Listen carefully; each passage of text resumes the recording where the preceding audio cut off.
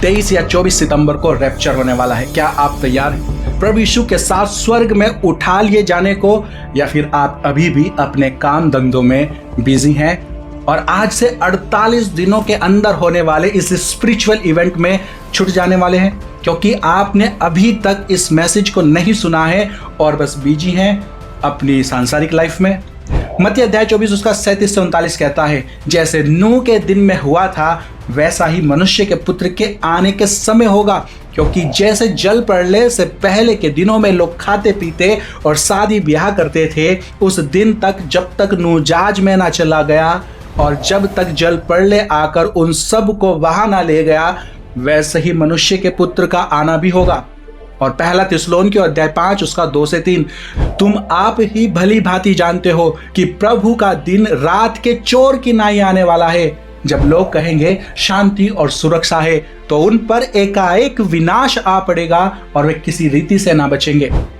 जब रैप्चर होगा लोग बिजी होंगे शादी में, इंस्टाग्राम पर, ऑफिस की प्रेजेंटेशन में या फिर नेटफ्लिक्स देख रहे होंगे, लेकिन प्रभु चोरों की नाई आएगा और बहुतों को पता भी नहीं चलेगा।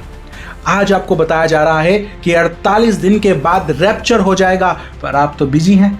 लेकिन जिनकी आंख और कान हैं उनको यह मैसेज दिया जा रहा है कि वो तैयार हो जाए। आने वाले 24 सितंबर को यीशु आपको लेने आ रहे हैं। क्या आप तैयार हैं?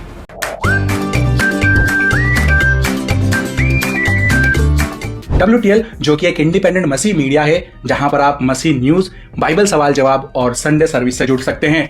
और अगर आप हमारी इस इंडिपेंडेंट मसीह मीडिया को सपोर्ट करना चाहते हैं तो आप हमें ज्वाइन भी कर सकते हैं या डिस्क्रिप्शन में दिए गए नंबर पर गूगल पे भी कर सकते हैं। आप जानते ही हैं कि मसीह मीडिया को कोई स्पॉन्सर या रेवेन्यू जनरेट नहीं हो पाता है। ऐसे में अगर आप चाहते हैं कि हम मसीह लोगों के लिए एक ईमानदार सेविकाई करते रहें तो आप हमारी सपोर्ट बन सकते हैं। और हाँ, आप हमारे Christian music channel Pankaj WTL को भी सब्सक्राइब कर सकते हैं जहां आपको लेटेस्ट स्पिरिचुअल मसीह गीत मिलेंगे और आपकी आत्मिक उन्नति में आपके काम आएंगे। वो चंगा करने वाला, वो यीशु है निराला, वो जीवन देने वाला, वो खुदा है निराला।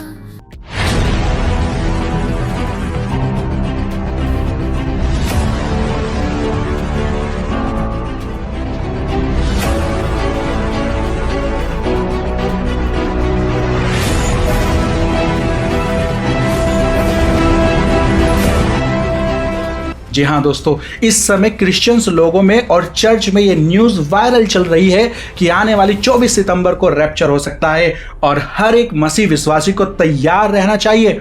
और दुनिया भर के बड़े बड़े प्रॉफिट्स और पास्टर्स इस खबर को शेयर कर रहे हैं अपनी लाइव मीटिंग्स में और फेसबुक पोस्ट में। From 2025, begin the countdown.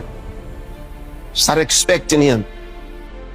Have you ever had an event so miraculous and so sudden? We have a brother who said that the Lord Jesus spoke to him and told him that September 23rd, 24th, some are saying 25th, 2025, the rapture is going to take place.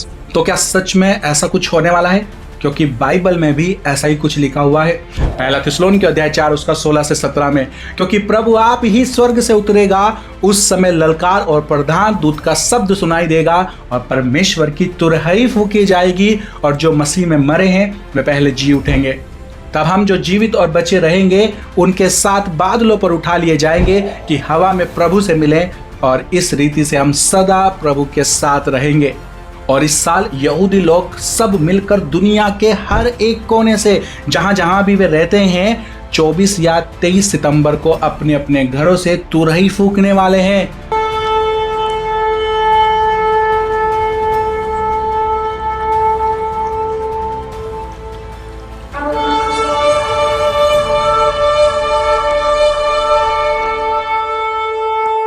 और जब ये तुरही फूंकी जाएगी तो rapture हो जाएगा।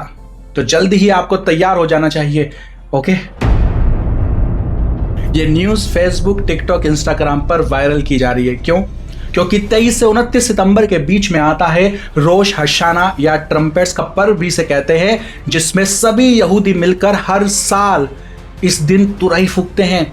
गिनती अध्याय 24 उसका 1 में लिखा है, फिर 7वें महीने यहूदी कैलेंडर के हिसाब से जो कि मार्च से शुरू होता है, कि पहले दिन को तुम्हारी पवित्र सभा हो उसमें परिश्रम का कोई काम ना करना, वह तुम्हारे लिए जय जयकार का नरसिंगा फूकने का दिन ठहरा है। अब इस तुरही फूकने के पर्व को सो कॉल्ड प्रॉफिट्स पहला थिस्सलुनीकियों से मिलाकर हर साल रैप्चर से जोड़ देते हैं और व्यूज और सब्सक्राइबर गेन करने लगते हैं। पर इस साल इसको जोड़ा जा रहा है एक और खास न्यूज से कि इस 24 सितंबर को लाल बछिया रेड हेफर का सैक्रिफाइस भी किया जाएगा इजराइल में। और ये न्यूज ऐसी है जिसके बारे में जरूर से विचार किया जा सकता है, क्योंकि इस बार कल ही 6 अगस्त को टेम्पल इंस्टीट्यूट ने अनाउंस किया है कि उनकी सभी लाल बच्चियां बलिदान के लिए डिस्क्वालीफाइड हो गई हैं, यानी कि लाल बच्चिया का बलिदान अब फिलहाल के लिए टल गया है। और यह खबर सुनते ही मसीह समाज में खुशी की एक लहर से दौड़ गई है। पर इस न्यूज में एक डाउट यह है कि कहीं यहूदी झूठ तो नहीं बोल रहे, क्योंकि जब 2023 में इन्होंने अनाउंस किया था कि उनके पास रेड हेफर है और वो उसका बलिदान करने वाले हैं, तो इजराइल पर हमास के लोगों ने अटैक कर दिया था और इस कारण से उनको ये सेरेमनी रोकनी पड़ गई थी। 7 अक्टूबर 2023 को हमास ने इजराइल पर बड़ा हमला किया जिसे ब्लैक सबत कहा गया है, जिसमें सैकड़ों लोग मारे गए। इसके बाद से ही इजराइल में युद्ध और अस्थिरता का माहौल बन गया था, जिससे रेड हेफर बलिदान से जुड़ी योजनाओं को स्थगित कर दिया गया। तो कहीं ऐसा तो नहीं है कि इस बार इजराइल हमास जैसे ग्रुप्स को गुमराह कर रहा हो, झूठ बोल रहा हो? क्योंकि पिछले ही महीने एक प्रैक्टिस सेरेमनी इजराइल ने की थी लाल बछिया के बलिदान की।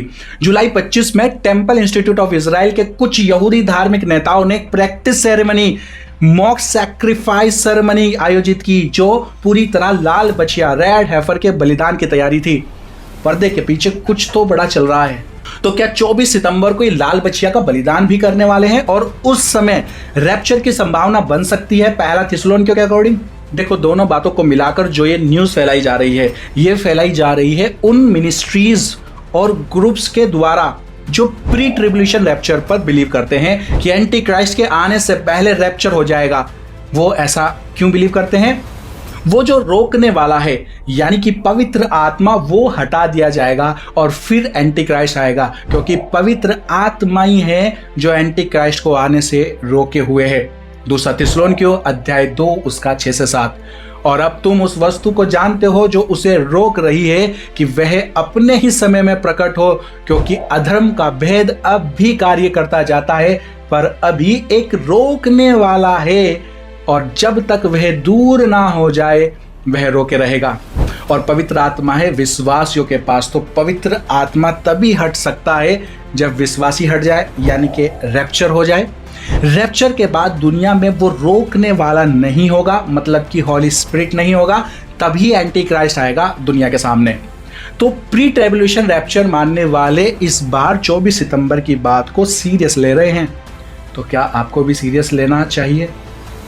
मेरा मानना है मसीहों को तो हर समय ही सीरियस रहना चाहिए, सिर्फ 24 सितंबर को ही क्यों? क्योंकि यीशु मसीह ने कहा है कि अपनी कूपियों में तेल भर कर रखो और जागते रहो।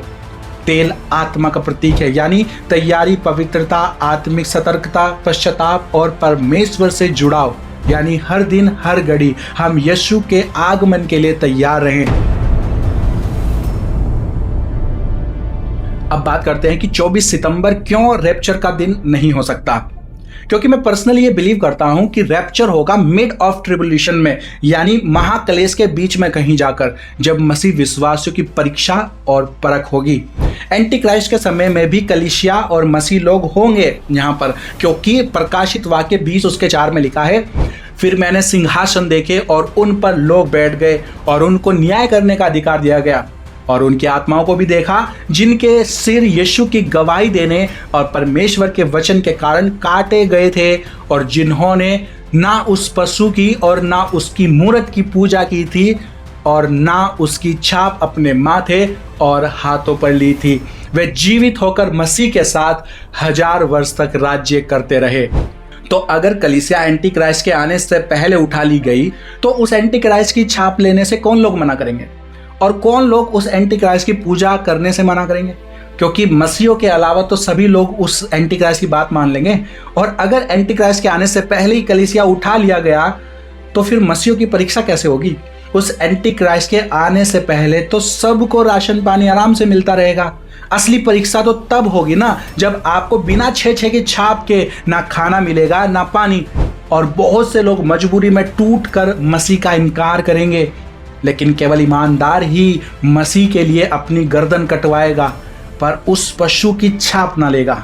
अभी जब लॉकडाउन आया था 2019 में, तो बहुत से मसीह कहने वालों ने जाके शॉट्स लगवाए, और उन शॉट्स के साइड इफेक्ट्स उनके शरीरों में अभी भी दिख रहे हैं। कितने तो अभी इस दुनिया में भी नहीं रहे। परीक्षा के समय जो टिकेगा वही तो उठाया जाएगा, है कि नहीं?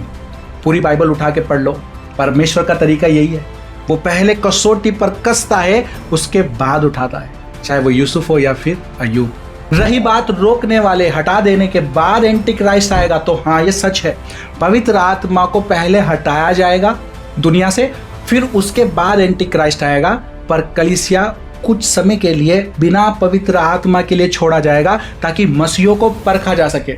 वैसे ये मेरा पर्सनल विश्वास है, आप चाहे तो इसको इग्नोर भी कर सकते हैं।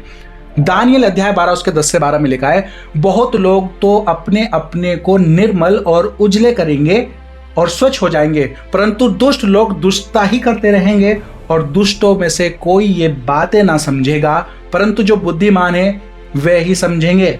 और जब से नित्य होम बलि उठाई जाएगी और वह घिनौनी वस्तु जो उजाड़ करा देती है स्थापित की जाएगी, तब से 1290 दिन बीतेंगे। क्या ही धन्य है वे जो धीरज धर कर 1335 दिन के अंत तक भी पहुंचे। पर मैं पूरी तरह से यह भी मानता हूं कि ट्रिबुलेशन टाइप में, महाकलेश के समय में भी लोग पश्चाताप करेंगे और मन फिराएंगे। और यूहन्ना अध्याय 8 के अनुसार कोई भी इंसान बिना पवित्र आत्मा के पश्चाताप नहीं कर सकता। तो हाँ, पवित्र आत्मा एंटी क्राइस्ट के बाद भी सक्रिय रहेगा, पर उसका तरीका चेंज हो सकता है। एंटी क्राइस्ट के आने के बाद पवित्र आत्मा का कार्य चेंज हो जाएगा। ये दूसरा थिस्सलुनीके अध्याय 2 में क्लियरली बताया गया है। तो एक बात जो आपको इस वीडियो के एंड में समझनी चाहिए वो ये है कि रैप्चर को लेकर 3 तरह की शिक्षाएं हैं। नंबर 1, प्री ट्रिबुलेशन रैप्चर, यानी कि महाक्लेश शुरू होने से पहले ही, एंटी क्राइस्ट के आने से पहले ही रैप्चर हो जाएगा। नंबर 2, मिड ट्रिबुलेशन रैप्चर, यानी कि क्लेश काल के बीच में कहीं यीशु आएगा और अपने लोगों को उठा ले जाएगा। और नंबर 3, पोस्ट ट्रिबुलेशन रैप्चर, यानी महाक्लेश के खत्म होने पर रैप्चर होगा। मत्ती अध्याय 24 उसका 29 से 31 में लिखा है, उन दिनों के कलेश के बाद तुरंत सूर्य अंधकारमय हो जाएगा और चांद अपना प्रकाश न देगा और तारे आकाश से गिरेंगे, और तब मनुष्य के पुत्र का चिन्ह आकाश में दिखाई देगा, और वह अपने स्वर्गदूतों को बड़ी ध्वनि की तुरही के साथ भेजेगा, और ये उसके चुने हुओं को चारों दिशाओं से एकत्र करेंगे। प्रकाशित वाक्य अध्याय 7 उसका 14 में लिखा है, ये वे हैं जो महाक्लेश में से निकल कर आए हैं और उन्होंने अपने वस्त्र मेमने के लहू से धोकर उजले कर लिए हैं। तो कुछ लोग पोस्ट ट्रिबुलेशन रैप्चर पर विश्वास करते हैं, जो कि पॉसिबल है, नो डाउट, पर मैं पर्सनली मिड ट्रिबुलेशन रैप्चर पर बिलीव करता हूं, क्योंकि दानियल अध्याय 9 के 27 में लिखा है, और वह 1 सप्ताह यानी 7 वर्ष के लिए बहुतों के साथ वाचा बांधेगा, और सप्ताह के बीच में वे बलिदान और अन्न बलि को बंद कर देगा। सप्ताह के बीच में यानी 3.5 वर्ष पर कुछ बड़ा घटित होगा।